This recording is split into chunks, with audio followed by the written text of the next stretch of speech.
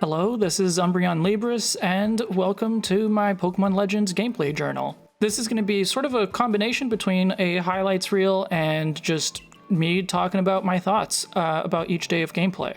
I wasn't able to actually start playing Pokémon Legends on release day until about 7 o'clock, so I only got about 3 hours in, but that was a pretty good amount.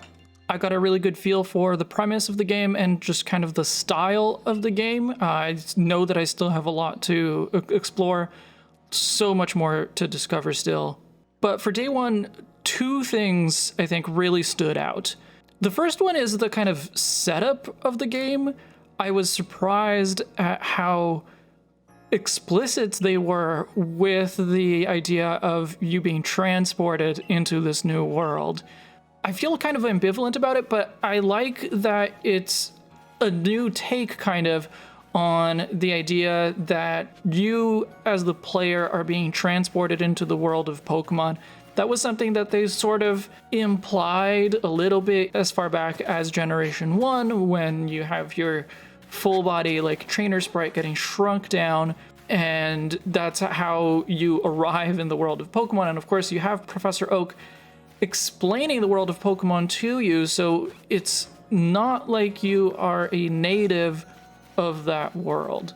And so to see this kind of redone, but in a really explicit way, and not just like in Let's Go, where it was part of the setup and it doesn't get acknowledged, in this case, it gets very clearly acknowledged, and it's, you know, part of the entire background of your character, or lack of background for your character, but it does kind of explain how you, as a complete newcomer to this world, are actually so good at catching Pokemon and at training Pokemon because you have been transported here from the future or from another timeline, another world, where you, either as the player or as a character within the Pokemon world, depending, I guess, on your response to one of the professor's questions, you have the experience of catching Pokemon because you've done it before.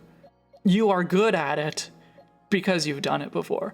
And that's really interesting.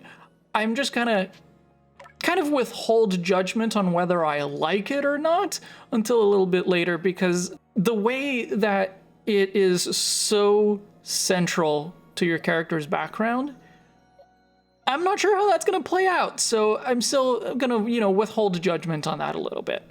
It's the second kind of major thing that really stood out is how much control you have.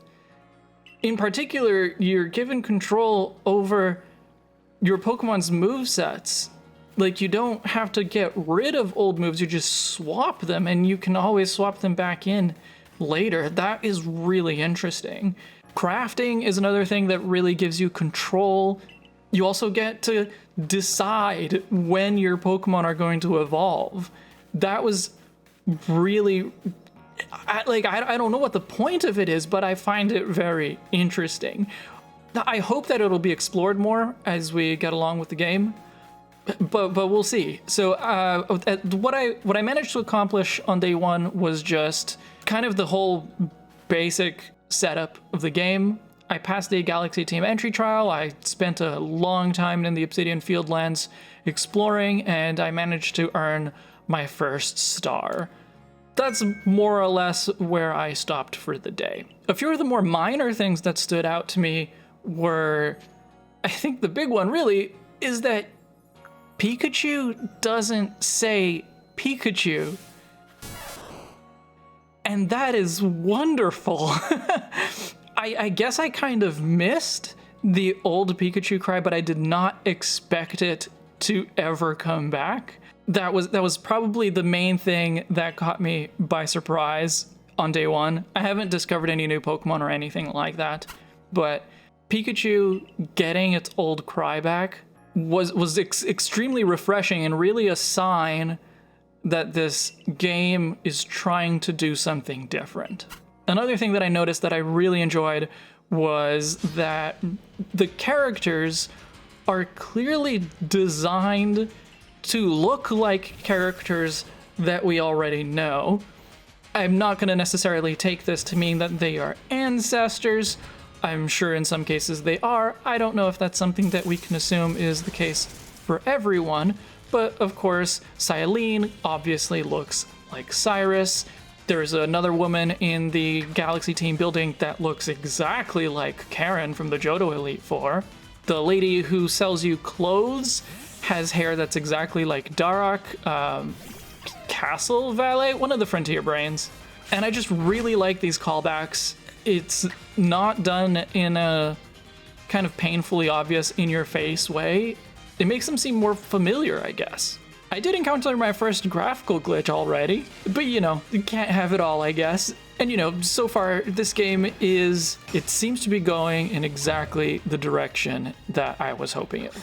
And that's really what matters. And just to finish off, I want to say I love the evolution animation. That was surprisingly intense, but it looks really cool. So I still have a lot to explore, a lot to discover on day 2. At some point tomorrow, you can expect to get another little video like this. Thanks for watching, and I'll see you in the next chapter.